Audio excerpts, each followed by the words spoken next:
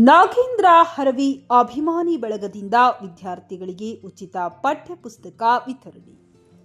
ಯಳಂದೂರು ತಾಲೂಕಿನ ವೈಖೆಮೂಳಿ ಗ್ರಾಮದ ಸರ್ಕಾರಿ ಹಿರಿಯ ಪ್ರಾಥಮಿಕ ಶಾಲೆಯ ವಿದ್ಯಾರ್ಥಿಗಳಿಗೆ ನಾಗೇಂದ್ರ ಎಂ ಹರವಿ ಅಭಿಮಾನಿ ಬಳಗ ವತಿಯಿಂದ ಉಚಿತ ಪಠ್ಯಪುಸ್ತಕ ವಿತರಣೆ ಕಾರ್ಯಕ್ರಮ ನಡೆಯಿತು. ಈ ವೇಳೆ ದುರ್ಗಾ ಪ್ರಸಾದ್ ರವರು ಮಾತನಾಡಿ, ನಾಗೇಂದ್ರಣ್ಣರವರು ಪೊಲೀಸ್ ಇಲಾಖೆಯಲ್ಲಿ ಕರ್ತವ್ಯ ನಿರ್ವಹಿಸುತ್ತಿದ್ದು ಹಲವಾರು ಸಮಾಜಮುಖಿ ಕೆಲಸ ಕಾರ್ಯಗಳಲ್ಲಿ ತೊಡಗಿದ್ದಾರೆ. ಈ ಹಿಂದೆ ಯಳಂದೂರು ಮಲೆಮಹದೇಶ್ವರ ಬೆಟ್ಟ ಹಾಗೂ ಪ್ರಸ್ತುತ ರಾಮಸಮುದ್ರ ಪೂರ್ವ ಪೊಲೀಸ್ ಠಾಣೆಯಲ್ಲಿ ಕೆಲಸ ನಿರ್ವಹಿಸುತ್ತಿದ್ದು ಬಡ ವಿದ್ಯಾರ್ಥಿಗಳಿಗೆ, ಅಂಗವಿಕಲರಿಗೆ, ವಯೋವೃದ್ಧರಿಗೆ, ಸ್ಪರ್ಧಾತ್ಮಕ ಪರೀಕ್ಷೆಗಳಿಗೆ ತಯಾರಿ ನಡೆಸುವ ವಿದ್ಯಾರ್ಥಿಗಳಿಗೆ ಸದಾ ನೆರವನ್ನು ನೀಡುತ್ತಾ ಬಂದಿದ್ದಾರೆ. ವರ್ಷದ ಹಿಂದೆಯಷ್ಟೇ ತಮ್ಮ ತಂದೆ ತಾಯಿ ಹೆಸರಿನಲ್ಲಿ ಚಾರಿಟೇಬಲ್ ಟ್ರಸ್ಟ್ ಸ್ಥಾಪಿಸಿ ಜಿಲ್ಲೆಯಾದ್ಯಂತ ಹಲವಾರು ಸಮಾಜಮುಖಿ ಕೆಲಸ ಕಾರ್ಯಗಳನ್ನು ಮಾಡುತ್ತಾ ಬಂದಿದ್ದಾರೆ.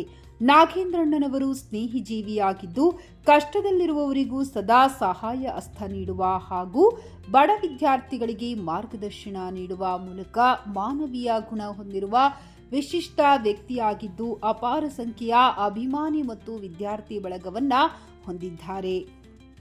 ಅವರ ಈ ಸೇವಾ ಕಾರ್ಯವನ್ನು ಗುರುತಿಸಿ ಹಲವಾರು ಸಂಘ ಸಂಸ್ಥೆಗಳು ಪ್ರಶಸ್ತಿ ಪುರಸ್ಕಾರಗಳನ್ನು ನೀಡಿದ್ದು ಸಂತಸದ ವಿಷಯ. ನಾವು ಸಹ ಅವರ ಅಭಿಮಾನಿಯಾಗಿ ಅವರ ಹಾದಿಯಲ್ಲಿ ಸಾಗುತ್ತಿದ್ದೇವೆ. ಮುಂದಿನ ದಿನಗಳಲ್ಲಿ ಅವರು ಜನಪ್ರಿಯ ವ್ಯಕ್ತಿಯಾಗಿ ಬೆಳೆಯಬೇಕೆಂದು ನಮ್ಮ ಆಶಯ ಎಂದು ತಿಳಿಸಿದರು. ಕಾರ್ಯಕ್ರಮದಲ್ಲಿ ಶಾಲೆಯ ಮುಖ್ಯ ಶಿಕ್ಷಕಿ ಶ್ರೀಮತಿ ಲಕ್ಷ್ಮಿ, ಸಹ ಶಿಕ್ಷಕಿ ಅಕ್ಷತಾ, ಅಭಿಮಾನಿ ಬಳಗದ ಅಭಿಷೇಕ್, ಪ್ರಜ್ವಲ್, ವಿಕಾಸ್, ಮಲ್ಲಿಕಾರ್ಜುನ್, ಮದನ್, ಶ್ರೀಶೈಲ, ಶೈಲೇಶ್, ಪ್ರೀತಮ್ ಇತರರು ಕಾರ್ಯಕ್ರಮದಲ್ಲಿ ಭಾಗವಹಿಸಿದ್ದರು. ವರದಿ ಅನಿಲ್ ಕುಮಾರ್, ಗುಳಿಪುರ, ಟಿವಿ 11 ಕನ್ನಡ, ಚಾಮರಾಜನಗರ.